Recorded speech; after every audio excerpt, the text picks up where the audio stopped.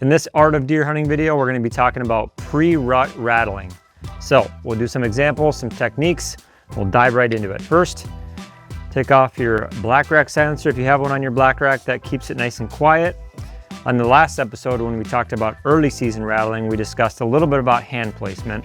It's the same concept, whether you're aggressive rattling or just sparring and doing kind of those light sequences. You want to hold the black rack down low, not in the middle, which a lot of people think that's where the handle is. You actually want to go down toward the bottom.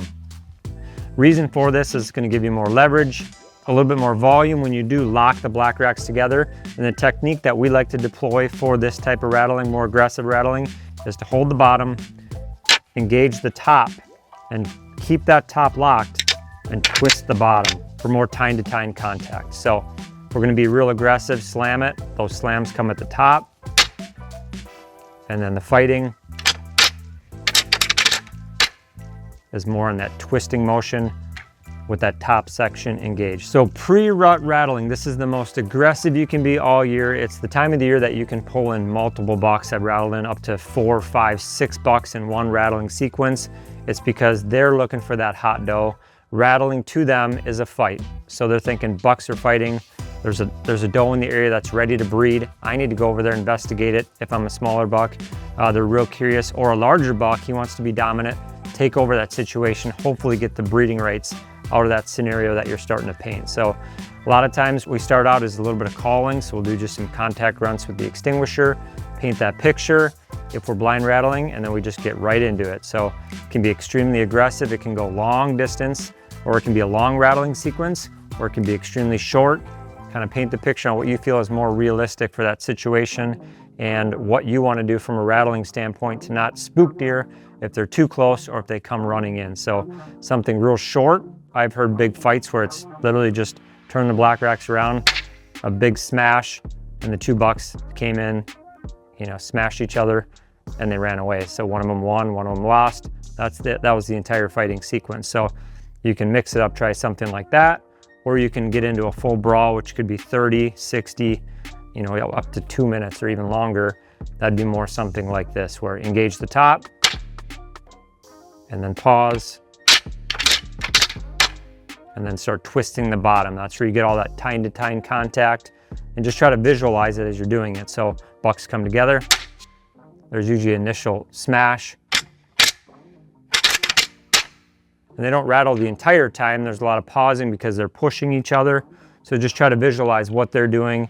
If you've ever seen a fight, or if you can even just watch a video of a buck fight, try to visualize that when you're rattling to try to paint that picture. Because if you're blind rattling, a deer obviously can't see that. So you're just trying to make that audio sound of what you want him to perceive as two bucks fighting over that hot doe.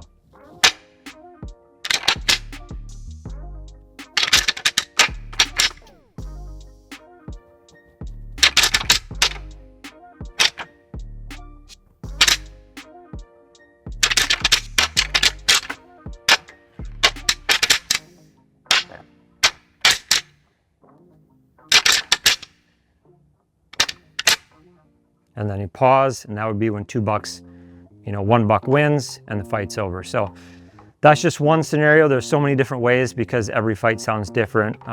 But the key is to, technique-wise, hold the black racks low, use that top hinge section for your slams. You can also turn them around and really hammer on the backside if you just want that one big slam. And then once you have the hinge together, it's really the twisting and turning that gives you way more tines and leverage and those loud pops and clicks and all those loud sounds of antlers snapping and working together on a big buck fight. So those are a couple different options. We talked a little bit in the last video too about rattling behind your back if it's in close and you're doing a little bit of sparring, some directional rattling.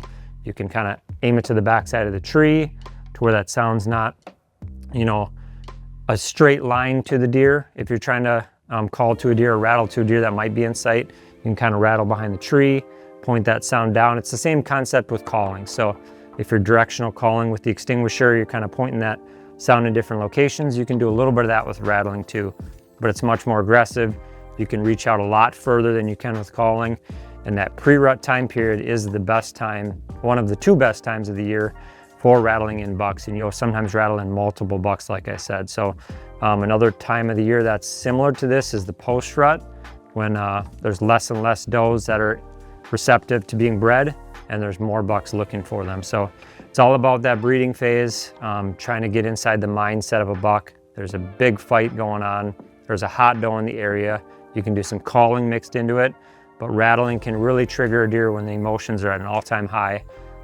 In the upper Midwest, that's late October into that first week in November, and that shifts based on where you're located in the state. So as long as you know when that pre-rut is, these are some tactics that can really help for rattling in those bucks, and hopefully you can keep it natural. Use this sparingly as far as the timing goes, or the duration of your rattling sequence. There's a lot of different thought processes here. Most of the time, my preferred rattling technique is really just that last hour light, trying to get bucks out of their bed early in the evening or in the morning when they're cruising. I'll do 1 or 2 sequences in that late October, early November pre-rut phase, when bucks are really active and they're responding to rattling. Now, some people in different states that have a really good buck to doe ratio, let's say Kansas for instance, they're rattling every 30, 45, or 60 minutes. They're just spacing those sequences out. Bucks are continually cruising those wide open landscapes, and they're just pulling those deer in. So it can be a really effective tool, but you have to kind of change your strategies based on your location, buck to doe ratios, and time of the year. And the pre-rut's one of the best times to rattle in a big buck. So good luck.